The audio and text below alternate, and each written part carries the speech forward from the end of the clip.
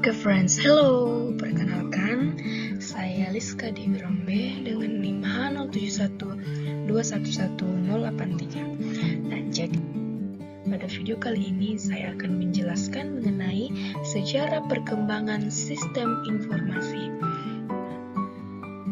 Adapun susunan sistem informasi yang pertama, masa pramekanik, kemudian yang kedua, masa mekanik, yang ketiga, elektromekanik, dan yang keempat adalah elektronik. Nah, pada kali ini saya akan bahas satu persatu sejarah perkembangan sistem informasi.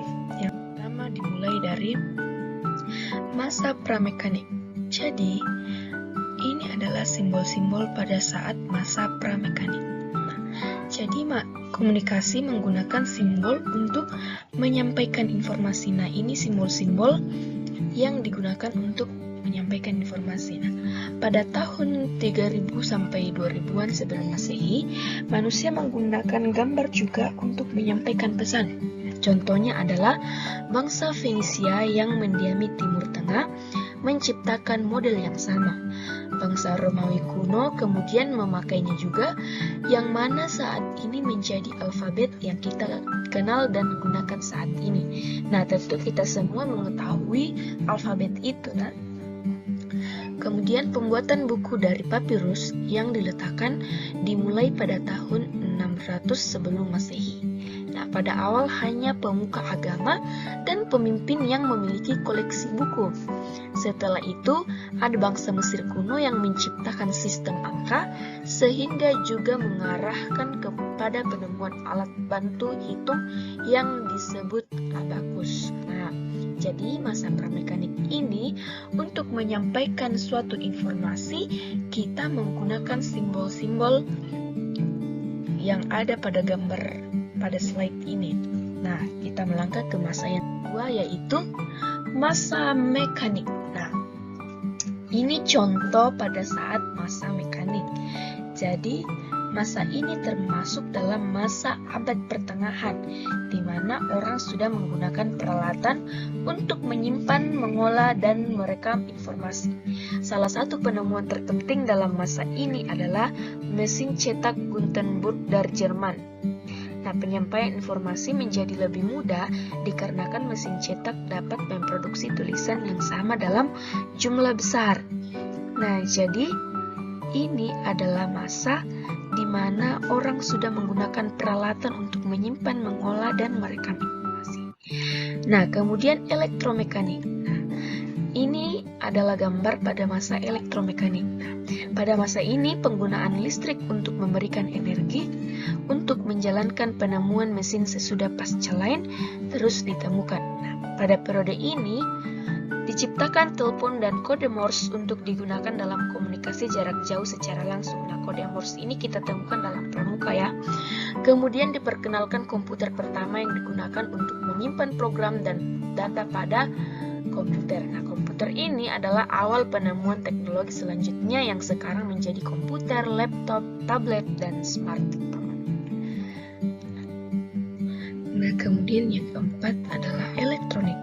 Nah, jadi ini merupakan gambar pada masa elektronik. Nah, Amerika Serikat mendirikan ARPANET atau Advanced Research Project Agency Network. Nah, di mana ini merupakan cikal bakal dari internet yang digunakan sampai ini. Nah, setelah keempat era di atas, perkembangan teknologi berlangsung sangat cepat dengan ditemukannya sistem operasi Unix, Mac, Windows, Linux, era.com, dan penemuan baru lainnya. Jadi di era ini kita sudah dapat menggunakan internet. Kemudian ada pun komponen-komponen utama sistem informasi.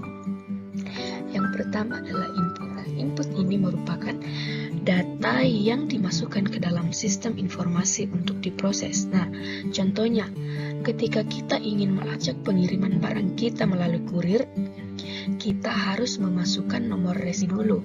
Nomor resi itulah yang disebut dengan input. Kemudian output. Nah, output. Setelah input selesai diproses, maka sistem akan menghasilkan output yang diinginkan oleh pemakai sistem.